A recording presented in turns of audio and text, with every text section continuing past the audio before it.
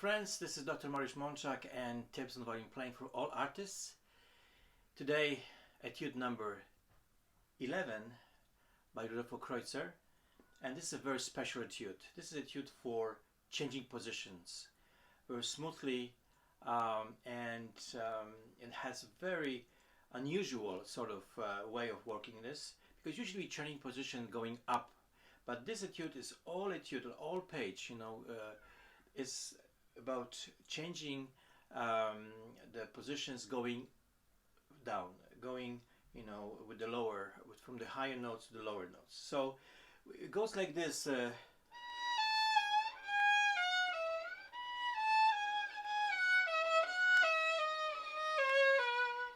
So in a way, what Kreutzer wants us to do is like to play in triplets, and then the same note we do it on a different string. So we hear in an E. So here it has to be a smooth change of, because this is what actually difficult to do it, a change of positions from the G sharp to G sharp on the one bow. That will be no breaks, to be not unnecessary glissandos, and the intonation will be the same. Because I think the key is here is that he wants us to let's say to play G sharp in the first position and then jump to the G sharp in this position. So it has to be really the same. So it's also good to do it this way.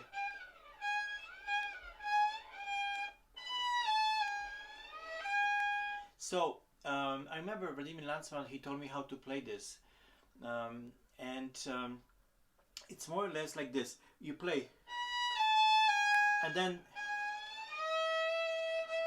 kind of leading finger. This is like the leading finger is the one who is the last one on the string before a jump. So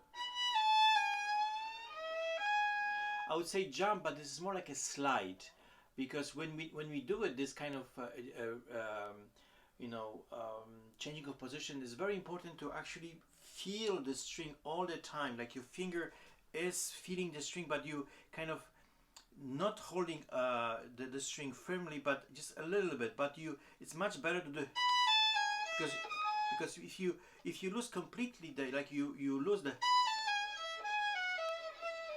you lose completely the feel, the touching of the string, it will simply it will not be you'll be secure of doing the jump, the slide, let's say, from one note to another. So when you have a very important is also to have the same speed of the bow,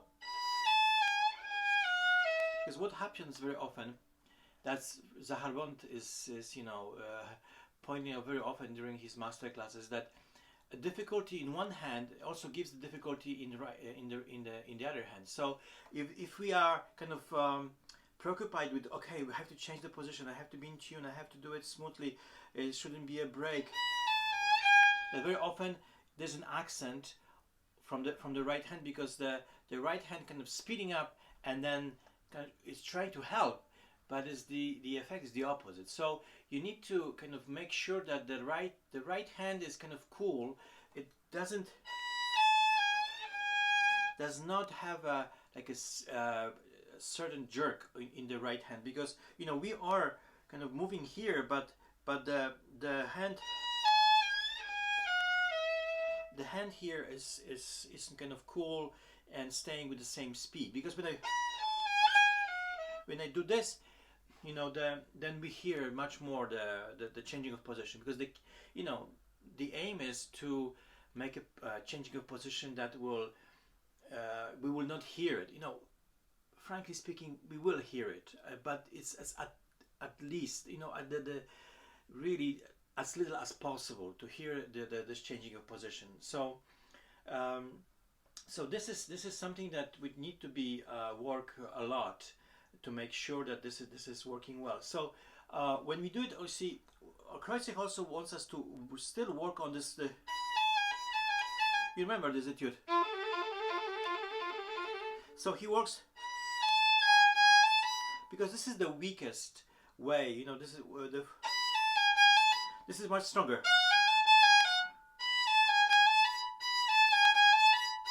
And I think also the way why he wants to kind of start with the fourth finger, because he's telling us to put the kind of the position of the hand from the fourth finger, that the fourth finger will be comfortable.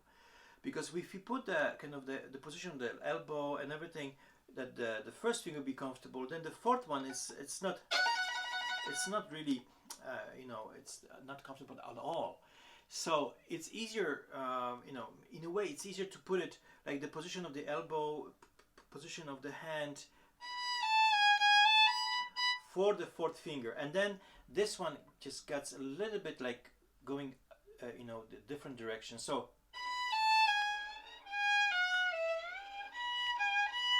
remember, this leading finger,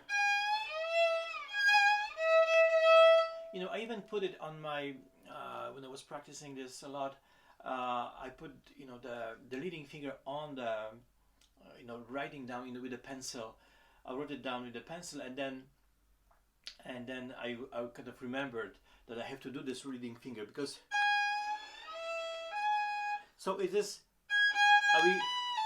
and then the movement is first the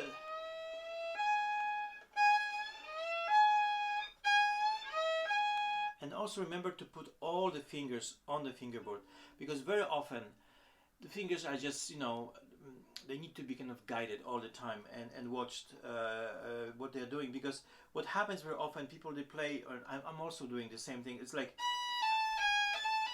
you know, like one finger, putting one finger and all the fingers are in the air. Not really, it's a good technique. It's much more secure technically, and for intonation as well. It's to put all the fingers down on the string.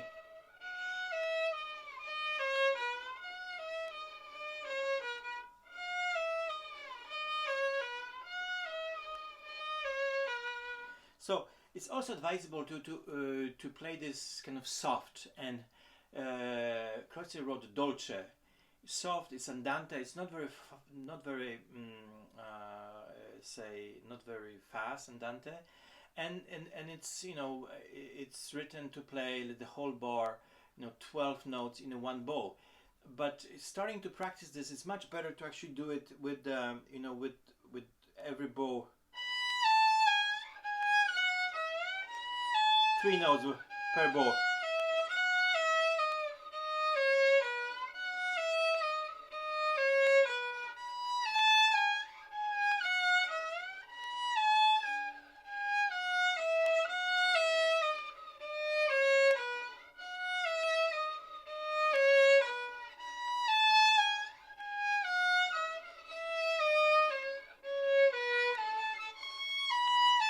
And then you can do 6.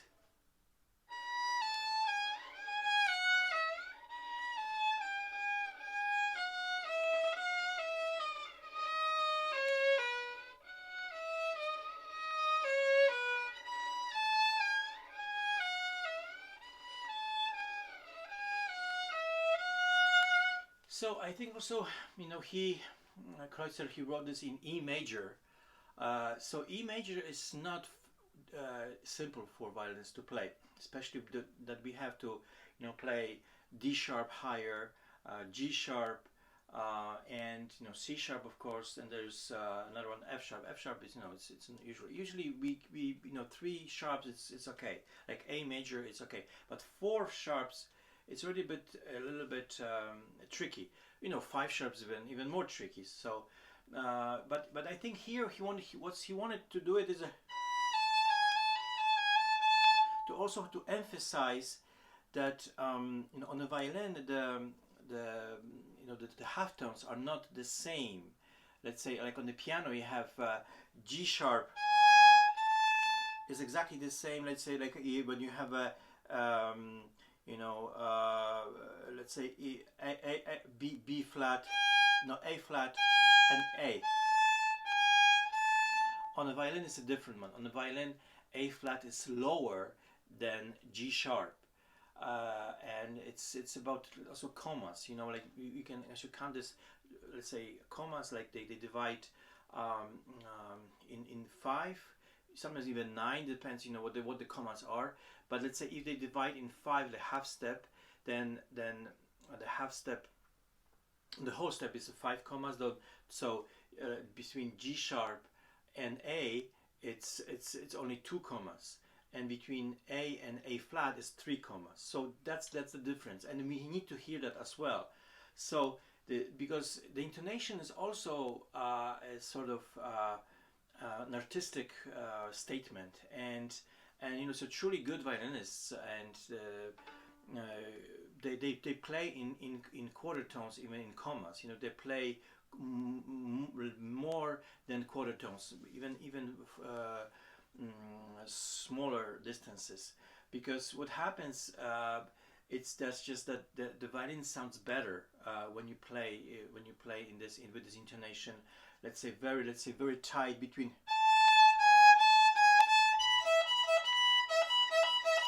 And remember, we're finding a B natural from the open string, and then G sharp, and then.